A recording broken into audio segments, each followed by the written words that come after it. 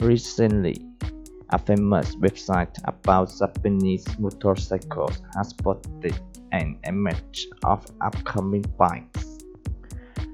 Among them is a superbike called R1M. The upcoming Yamaha YZF-R1M is equipped with winglets and designed with red 1998 Yamaha YZF-R1 decals.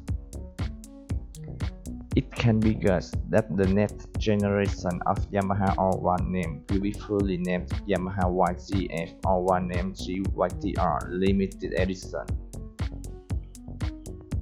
The upcoming Yamaha YZF-R1M GYTR will likely be sold in limited quantities, as it is a special edition R1M.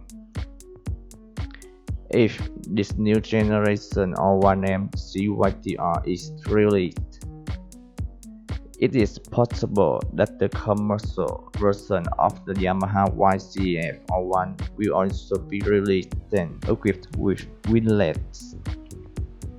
Maybe in the future the new generation Yamaha YZF-R1 will not be equipped with winglets similar to rivals Aprilia RS-V4, Ducati V4, and Honda CBR 1000 3R.